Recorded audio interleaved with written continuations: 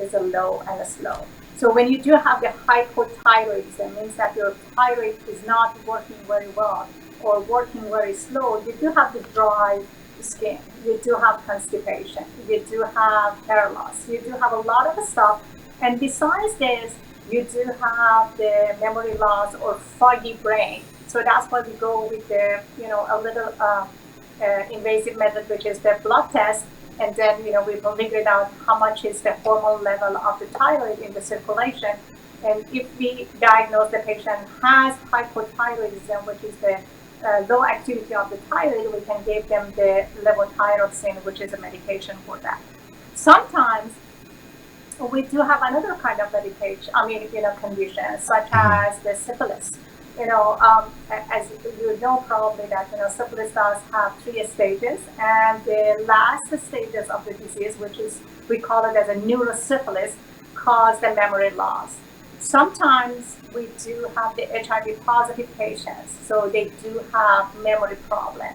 And I have to tell you that, HIV associated memory loss, it's a very significant memory loss. They do have not only just a memory loss, they do have the vision problem, they do have the speech problem, they do have the coordination problem. So it's a kind of, pervasive, it's a kind of, extended type of the dementia, and forgetfulness.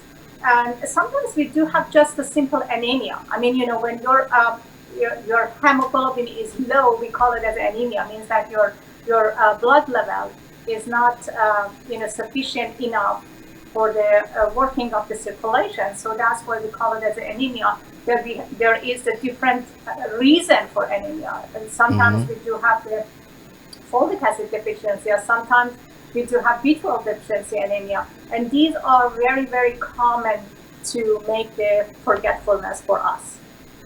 Okay. So you mentioned about foggy memory, and we have a question here from our audience about, I believe is the same, but we can discuss about this later. My next question is, let's talk about, correlation between anxiety and depression and memory. Interesting, yes. Like this. Well, I have to tell you, Anxiety yes. problem affected to memory, right? When I have a exactly. depression, I don't want to think about anything else. I want to just think about that part. I'm focused on that part. That's why I got depression, right? Maybe Absolutely. you can explain better, please. Yes. When we are talking about the memory, we have to know that how memory or how memory is stored. First of all, we have to know that when we are looking at something or we are hearing something, 75% of our memory makes from the vision. So we are visionary. But 15% of the rest of the memory is associated with the auditory and other sense of our body, such as touching or smelling, all this stuff. All these associated to form the memory. But I'm sorry. Excuse me. Yes. I want to interrupt you. You said 50% is about vision, right? Or 75%? No. 75% is the vision. Okay, and then visual. After that you said 50 or 15%? 15, the rest of it. The rest of it is associated with your hearing, with your touch, with your smelling memory. So, excuse me, teacher. That's all right. That's all right. Okay, 75% is your visual memory, and the rest of it associated with the rest of the senses that we do, and the majority of 15% is the auditory. And the most important thing is that we are using our senses to get the information from the environment, from the outer environment of us as a stimulus to coding. We have to code and file all of this information to make a memory about it. And then we have to be able to retrieve, means that to bring it back and use it at the time that we are needed them. So when we are trying to store the memory, the context of is very important. If you are anxious, you cannot sort it very well. You cannot code it very well. And when you are depressed, you cannot bring it back. I mean, retrieve all of this information. So as I'm trying to explain to you that when you do have the anxiety, amygdala is very active. In mesolimbic system area get activated, and memory is working with the hippocampus. So amygdala is acting very, very, high, and hippocampus cannot, correlate all of the signals together. So your memory is going to be, slow or foggy. And as you do probably, understand that, some college students, when they are going to take the test, they do have the anxiety. A level of the anxiety is too high, and 17% of their performances will go down. If they are able to answer all of the questions in a normal, regular environment, but when you get anxious and nervous, their performance decreases. And the same as we do have depression. What is the depression seems, to us? In depression, we do have everything slow. Your talking getting slow, your walking is going to get slow, your energy level is going to be slow, your concentration is going to be slow, and your memory is going to be slow. So everything is going to be in a slow mode of the reaction when we do have the depression. So basically, my answer to your question is that when we do have the anxiety, when we do have the depression, our memory is not working very well. What is the effect that drug and medication to our memory? Interesting. Well, actually, when I'm working in a hospital and I see a patient, usually I'll go with the list of the medication. I have to find out what is the age of the patient, first of all, and I have to know what is the list of the medication. Because as you know, when we get older, we get a little bit more and more medication. We get, hypertension, so we have to have medication for hypertension. We can get the diabetes, so we do have a list of the bunch of the medication for the diabetes. We do have, I don't know, you name it, a bunch of the medication in a list of the patient when it comes to the, clinic or to the hospital. And as you know that there is a lot of drug interaction between all of these medication. And the most important thing that I have to declare it here is that majority of the time, physicians are prescribing the medication. They are not looking at the side effect of the medication and drug interaction, and make a reconciliation for the drugs that the patient is using.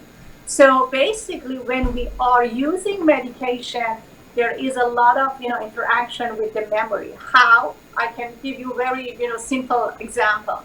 When you drink alcohol causes what? Your memory is going to be foggy. You are not going to be able to concentrate. You cannot remember. You do have the retrograde amnesia and anterograde amnesia if you drink more and more alcohol. So basically, I'm trying to explain that simple medications such as alcohol cause hangover, and a hangover seems that you cannot focus, you cannot remember, you cannot concentrate. Or when you catch a cold, you are taking the Benadryl or any type of painkiller or acetaminophen, Tylenol, whatever. They do have anticholinergic effect activity, and these of anticholinergic effect activity works on the memory and decrease the level of the alertness and the level of the memory and the level of. So basically, with the medication, that we usually use it, we do have the problem. Okay, so we have visual memory and we have auditory memory. Could you please explain what's the difference? I can't hear you. You get disconnected. Can you hear me now? So I Yes. said we have visual memory and we have auditory memory. Could you please explain what's the difference? Yes. Absolutely. When you are, listening to a tape and you get trying, just imagine that this is a, very scientific lecture, or it's a very interesting lecture that you want to get information from that lecture, Mm-hmm. and, store all this information memory for yourself, such as, all the college boys doing this. They are listening, are hearing some material, but this is just the auditory voice.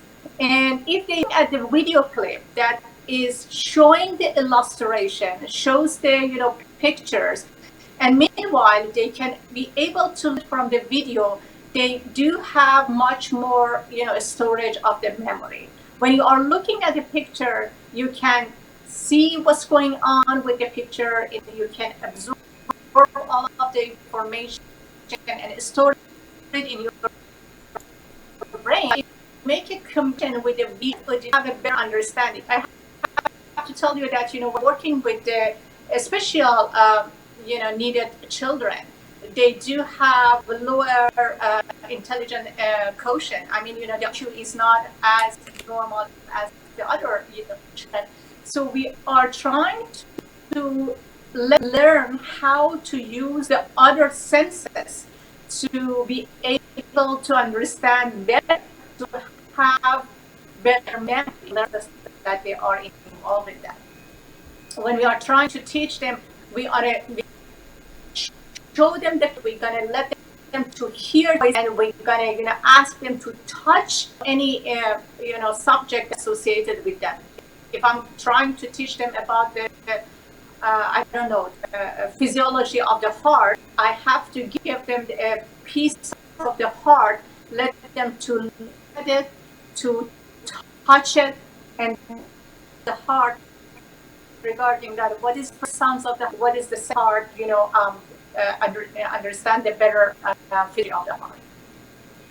Okay, amazing. So, do we have a time going with the audience question? We have a couple questions here. Sure. Okay. I'll be glad to be able to answer. Thank you, thank you.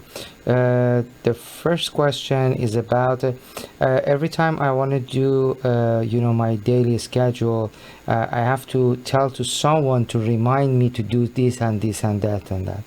So he's a friend of mine, and I told him, okay, you don't need to tell to someone else, just put it in your calendar, and the alert is coming, it's easier for you. And he said it's not a problem. You can ask Dr. Khorramshadi, and she's gonna tell me is the problem or not. It's okay. So, did you hear me clear? I get a little bit of what was your question. Yeah, You cut we off have a little bit, but we have a same problem that to receive need some your to. signal from New York.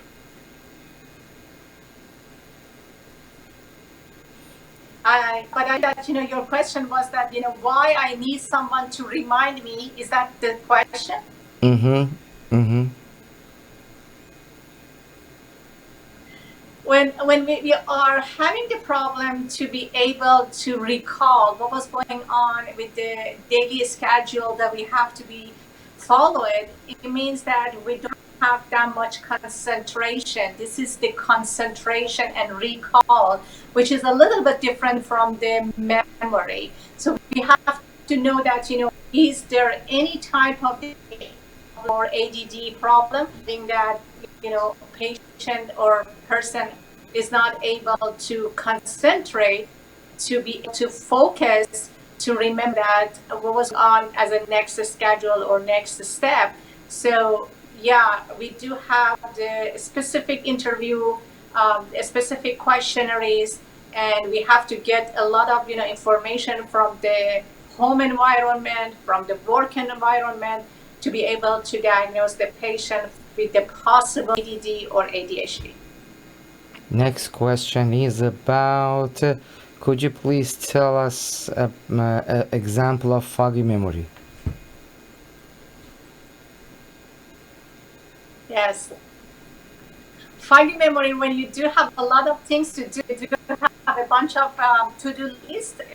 from the early end, and you make it yourself that I have to finish this and then go, and then I have to do to the next one. So you do have a lot of traffic in your mind, a lot of signal out from the environment to your brain, and your brain has to be able to make a process, to make it, to be able to regulate all of this information. So when a lot of your mind is not going to work as a sharp and a focused memory person as the rest. So you're going to fog memory. And I'll tell you that the most important thing for the foggy memory is the level of the sleep.